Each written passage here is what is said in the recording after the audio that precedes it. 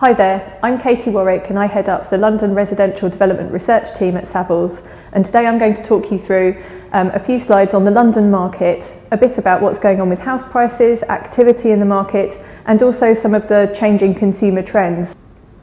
So I'm just going to talk to you first about why to buy in London, because actually I'm aware that some of you may not already be based in London. And obviously London has seen a lot of uncertainty. It has faced a lot of uncertainty over the last 4 or 5 years since that vote to leave the EU. And that has added uncertainty on the political and economic spectrum. And then, of course, COVID hit. So we've had additional uncertainty in the face of a global pandemic. But I'm just going to touch on how London has fared throughout this period. So since we have left the EU, the UK has now got trade deals agreed with Japan and Australia, and there are more underway. And I think this is a really positive sign for how London and the wider UK markets emerge post-Brexit. And of course, businesses in this context have stood strong, and they're still attracting some of the biggest names. So over the last few years, we have attracted Apple and Google, who have both commissioned for their headquarters to be built in London, so at Battersea Power Station and in King's Cross. And I think that's a really sort of strong message to the market that London is still a really important place to be. And that is for some of the larger tech occupiers as well, including TikTok and Netflix, who have both looked to take new office space over this period. And we think that London is ready-made to adopt to this new normal. And by that we mean that actually this hybrid model of a shift towards more people working from home, we think this is likely to stay to some extent.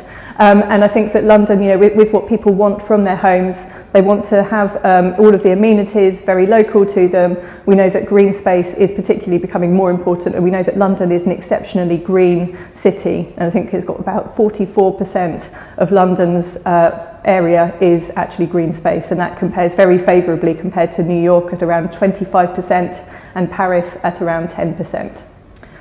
And then finally, the London fundamentals mean that we do think it's long-term security and stability, and it has seen strong price growth over this period, and we think that actually it is a relatively resilient market, not least because it has the fundamentals of the English language and also being in the correct time zone to operate with all of the other markets across the globe. So just to back that up with some statistics, we think that London is leading in terms of the cross-border investment, way ahead of Paris. I think that's 40% more than Paris, and also Amsterdam, and so comparing really favourably with all of those other global markets in terms of the investment coming to London. At a time when total cross-border investment was down, London still fared really well. And that also is corroborated by the level of investment into tech. And you may not think of London as a tech leader, but the stats certainly suggest that that is true. If we look here at venture capital investment into London, you can see that has been increasing really rapidly over the last few years. And even last year, where total investment into tech went down globally, London held its position there. It was only 2% lower than 2019. I think that is frankly remarkable. There are also signs that London is taking some market share from Silicon Valley, not least because a significant proportion of the money that is invested into tech in London has originated from North America itself. So to demonstrate to you why we think London is going to come out of this pandemic and it is really resilient and will be strong in its recovery, is one of the other fundamental features of the London market. Why it's so attractive is its really strong university offering, and this means that it is incredibly attractive to people from the rest of the UK to come to London to study, but also overseas. And what that means is that London retains some of that very talented workforce and offers those business in London to be able to capitalise on a really sort of top-class pool of workforce there fresh out of university. And despite Brexit, we can see that actually the level of international applicants for London universities has continued to go up throughout this period. And I think that is, again, it's really remarkable and just proves how resilient this market is and how attractive it will continue to be going forward. So now I'm going to touch on the housing market and talk about the activity in the market. I think it's fair to say that there's been a bit of a frenzy of activity in the market during COVID, and it has surprised us all. I think in April last year, you can see that activity in the market in terms of the sales agreed dropped off quite significantly. This is looking at London, but it's the same picture when we look at across the whole of the UK. And you can see after this point, when the market started to reopen, as we came out of that first lockdown, you can see the activity started increasing to above 200%. Compared to what we would consider a normal market, the level of activity in the market the previous 2 years prior to COVID. There are a number of different factors happening that are really significant in the market at the moment. This reassessment of housing needs. I've already talked about people working from home more often and wanting green space, and for these reasons alone, people need more space in their homes, and it has made them rethink what they want from their property, and in many cases which location they want to buy next in.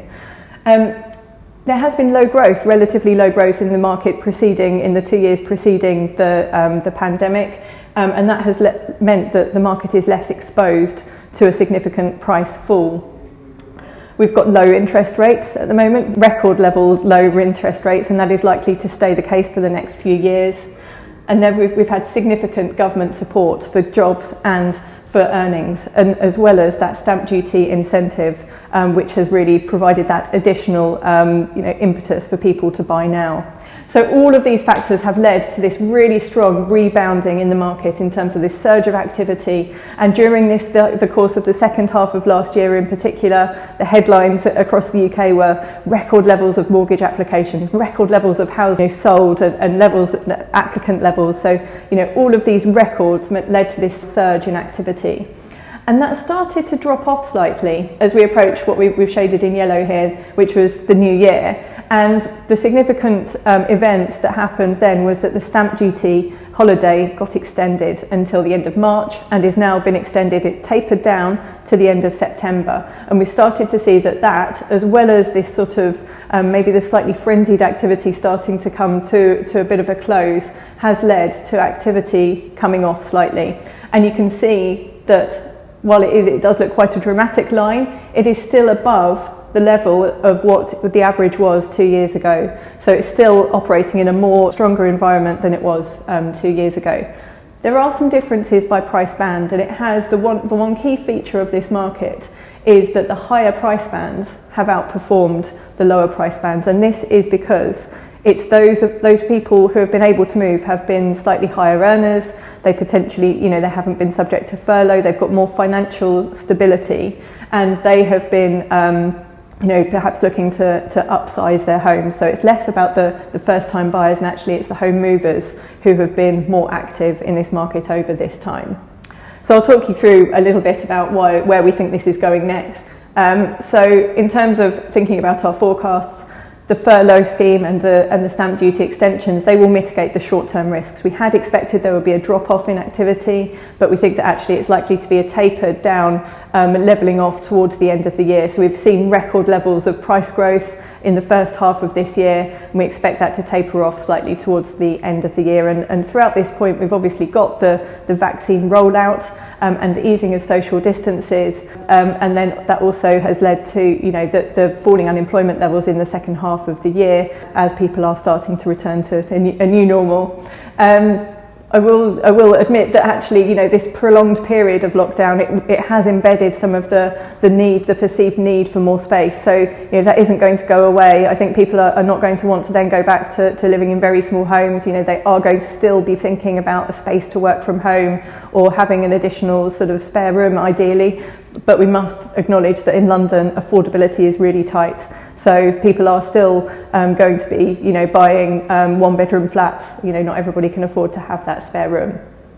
The expectation is that interest rates will stay lower for longer. I'll show you some figures on that shortly, and that will underpin house price growth. However, in particularly for London, London does have such an affordability challenge that when those interest rates do start to rise, and however minuscule that rise may seem, London is very exposed to very small rises in interest rates because affordability is just so stretched. It is a unique problem for London compared to the rest of the country. And the government has announced a mortgage guarantee scheme, which for some, may say, that's great. But for London, I think, this isn't going to really affect the market significantly. Firstly, it won't affect new build. It isn't currently eligible for new build properties, but also just because house prices are so high, I think that with the deposit required and the loan to income ratio, that's the key thing here, restricting threshold of who can access that scheme. That's going to be very restrictive.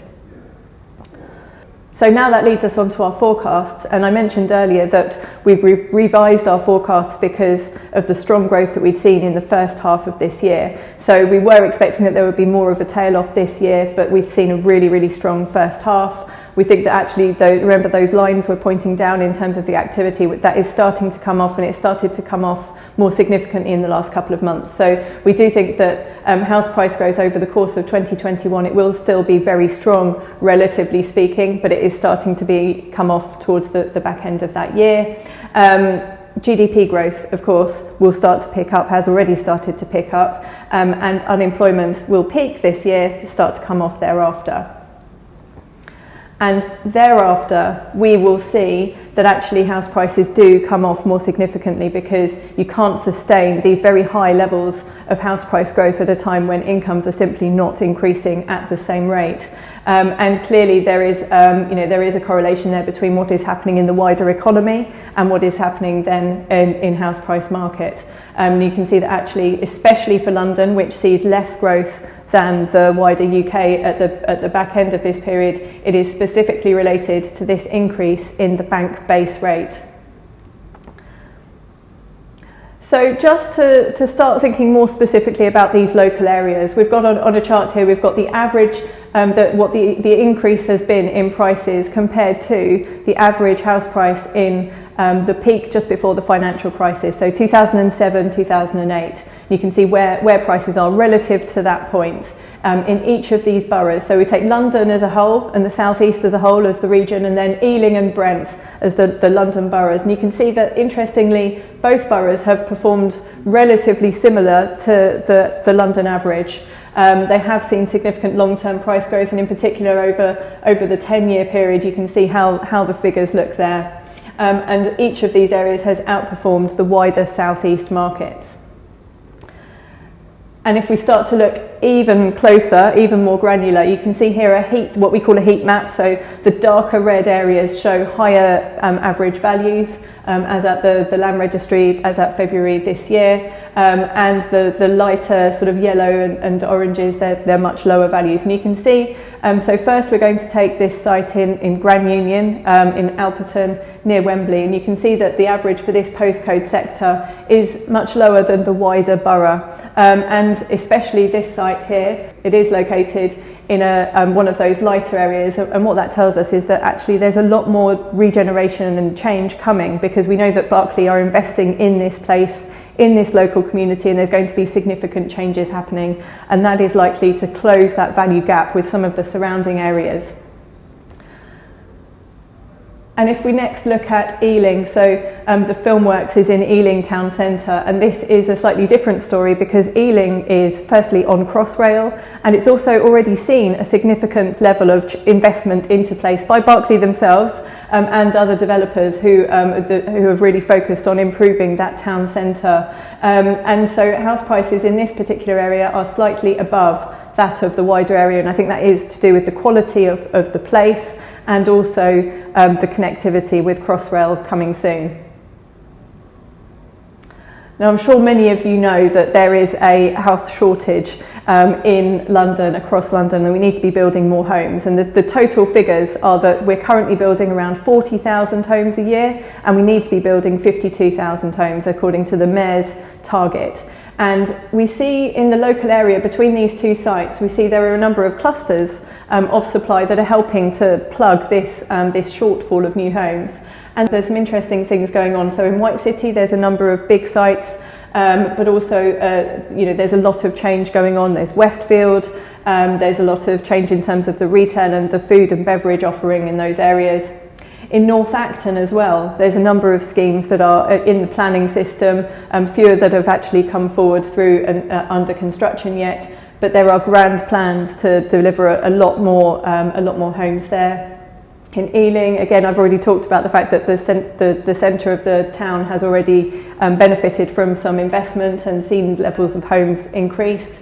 And in Wembley, the same. You know, there's been a lot of change. There's been a lot of homes provided for the build-to-rent sector, for the rental market, and there's also been a lot of investment in the wider place, in the community, in the amenities there. So I think there's a lot to benefit from in terms of the immediate wider area, whilst there's relatively little going on in these areas other than these schemes. So I've talked a lot about the sales market, and now it's time to take a turn to the rental market. It has been a very different story. You know, private renters have been much more exposed to the economy, to those pressures. You know, people who have been previously sharing in London have found throughout this pandemic that they, you know, probably don't, you know, it's not an ideal situation to be sharing in London. They've moved back home with their parents, you know, short term. We have seen less demand from overseas students and also corporate relocations.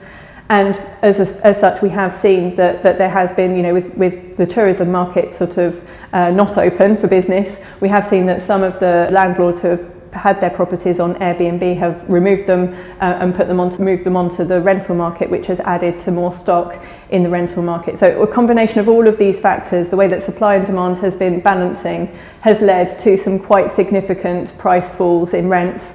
And in particular, that has been predominantly in inner London, as you can see, quite different to outer London. And again, if we take a look at this on a more granular level, there have been certain boroughs that have sort of fared better than others. Brent and Ealing, you know, sort of middle of the road there, not too bad in terms of the grand picture, but not as severe price falls, rental falls as in the centre of London. So overall tenant demand has fallen significantly, as you can see here in this period, but more recently, this is really interesting, it started to pick up. So as we've seen the slight return to the office, and certainly as the London sort of regains its buzz and its vibrancy, we have started to see some of those tenants start to move back in particular into the central markets. And what we have seen in terms of the rental growth, and this is using Zoopla data here, we've started to see that annual change for London just start to tick upwards. So we're starting to enter a much more positive rental market. And where does that leave us in terms of our forecasts? Again, we think that, you know, 2021 has proved more resilient than we thought. Certainly we've seen some significant price falls, and we think by the end of the year we will be in positive territory, only a small amount, but certainly in positive territory. And thereafter we see that actually the market is going to be much more positive. It's going to pick up in line with the economic growth, in line with income growth, and then we start to see a much more positive recovery thereafter, with London outperforming the wider UK market just because it has fallen just that little bit more, and we see that there's more scope to see a more stronger rebound.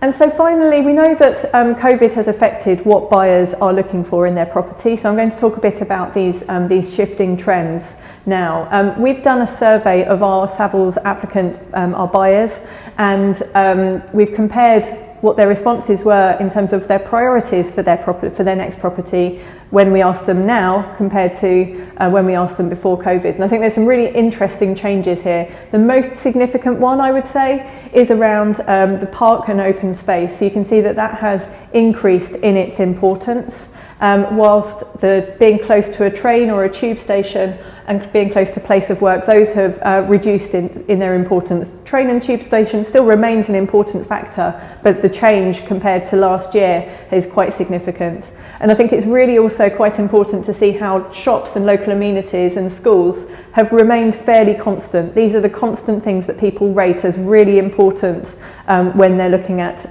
their next home purchase. And finally, for me, I'm just going to talk about some of the other trends that we're looking at in the development market, in the sale market. When people are looking at a new property, they're thinking about the location and travel. I think some of the changes from COVID, you know, the fact that they are going to be acknowledging that there is going to be continued working from home, people may look at, a slightly longer commute. They might look at moving slightly further away from the station than they had done, say, a year or two ago. I think widely acknowledging that people are going to be working from home, perhaps, they are looking for a bit more space within their property. But as I mentioned earlier, it does still come down to affordability. So whilst everybody would like that lovely new, space to, have a little office or have a spare room, it is going to be constrained by affordability. And I think actually what we are starting to see more of is that some developers like Berkeley are thinking about some of the amenities that are provided in the wider development, so not within your immediate home, but within the wider development. And having some co-working space or business space is proving particularly very important and very popular at the moment, where people can have that sort of slightly separated, work and home place. And certainly thinking also about the priorities within the home. They do want more space, whether they can have some sort of access to open space, whether it's a communal garden. Again, that has been very, very popular.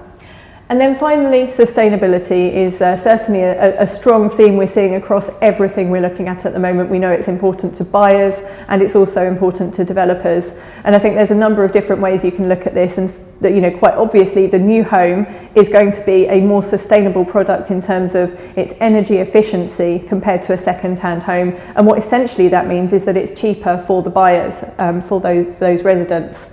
And there's another aspect to sustainability, especially when thinking about some of these big schemes that we're looking at today, is that people are thinking more about how they value the amenities around their homes, and the fact that they want to get what is being called in the press at the moment a 15-minute neighbourhood or a 15-minute town. And I think that is exactly what Berkeley are offering here.